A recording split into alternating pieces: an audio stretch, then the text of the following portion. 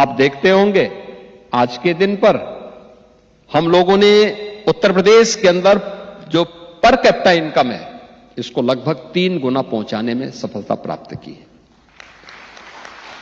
उत्तर प्रदेश के बारे में जो आज से 9 वर्ष पहले लोग बीमारू राज्य के रूप में कहते थे, बिहार, मध्य प्रदेश, राजस्थान और उत्तर प्रदेश को मिलाकर के, उत्तर भारत के इन 4 राज्यों को मिलाकर के जो वर्तमान में 6 राज्य के रूप में हैं, जिसमें उत्तराखंड भी और झारखंड भी और छत्तीसगढ़ भी, ये 7 राज्य इसके साथ जुड़े हुए हैं। इनको एक बीमारू राज्य की श्रेणी में ला करके एक बड़ी आबादी को मानसिक रूप से बीमार बनाने की कुत्सित चेष्टा का हिस्सा बना दिया गया था।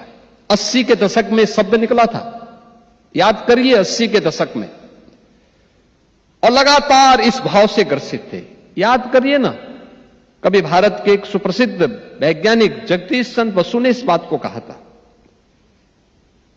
उन्होंने कहा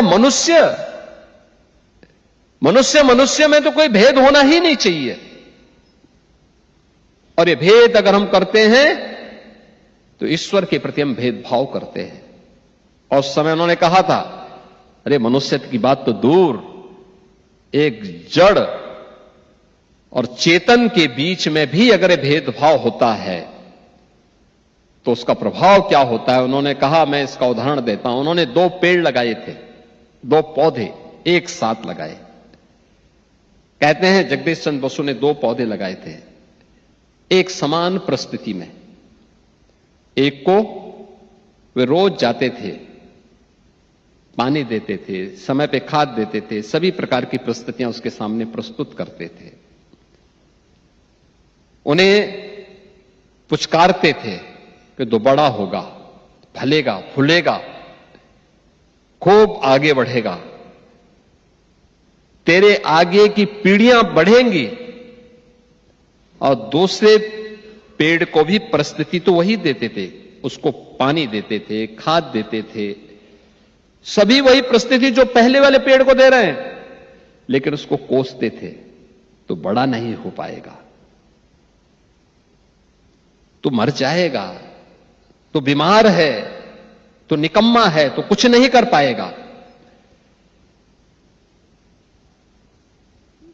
उसने देखा एक समय तक दोनों पेड़ समान रूप से आगे बढ़े, लेकिन एक समय के बाद जिसको पुचकारते थे वो बढ़ता गया, फलने लग गया, लेकिन जिसको कोसते थे वो एक समय के बाद बड़ा तो हुआ, कुछ देर तक बड़ा होता गया, लेकिन फिर सोखते सोखते एक ठूंठ बन गया, अंत में उसकी लीला समाप्त हो गई। और यही अगर एक पेड़ के साथ हो सकता है तो जीव और उसमें भी मनुष्य के साथ जब भेदभाव होगा तो उसकी स्थिति भी यही होती है। हम सबको इस बारे में ध्यान रखना होगा कि भारत कभी भी इन बातों को प्रोत्साहित नहीं करता है, कभी नहीं करता है। और अगर आपको देखना हो, हमारे पर्व और त्योहार उस बात के उदाहरण हैं जहां पे एक समरसता हम सब के बीच में दिखती है। और पर्व त्योहार के पीछे की मान्यता भी यही है, सब एक साथ मिल करके, एक छत के नीचे मिल करके उस आयोजन में सहभागी बने।